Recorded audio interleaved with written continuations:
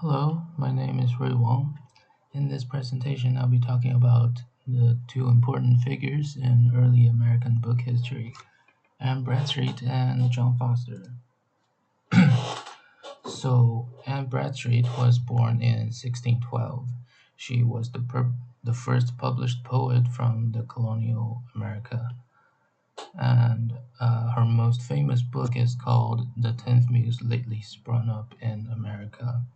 Um, and the book was printed in 1650. What's interesting about this book is that Bradstreet actually never intended to publish her poetries. So, according to the book's preface, the book was published without her knowledge, probably by her brother in law, uh, in order to prevent others from pirating her work.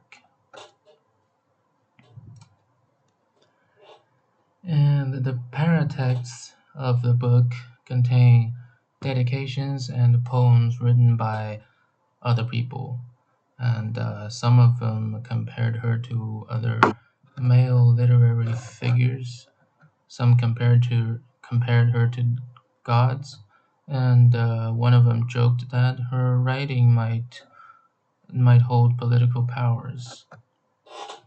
And the reason they wrote these is to help legitimatize her work.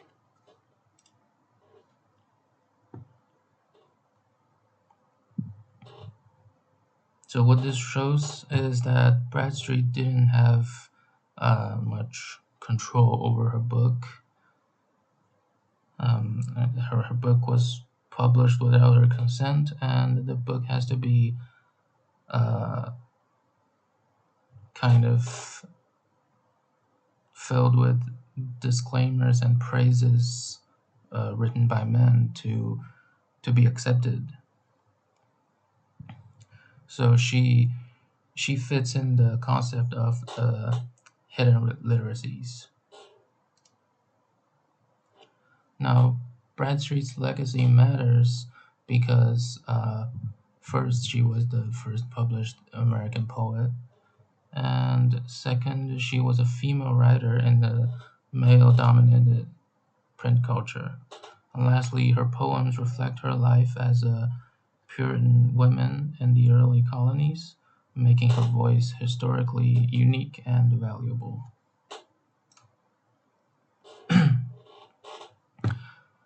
And now John Foster was born in 1648, which is 2 years before the publishing of Anne Bradstreet's book. He was the first printer and engraver in Boston.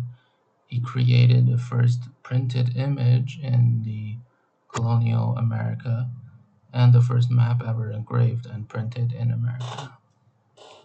And besides that, he also printed almanacs that included illustrations of the Copernican system, which combines science and religion in a way that was acceptable to his Puritan audience. And he also produced official seals for the Massachusetts Bay Colony, and he printed works by lots of Puritan leaders. Foster was an author, printer, engraver, and publisher. He had direct control over printing because of his education and religious ties. He became one of the most authoritative people in the print culture at that time. So, in conclusion, Bradstreet represented the hidden literacy group in early America. She made contributions to the recognition of female writers at that time.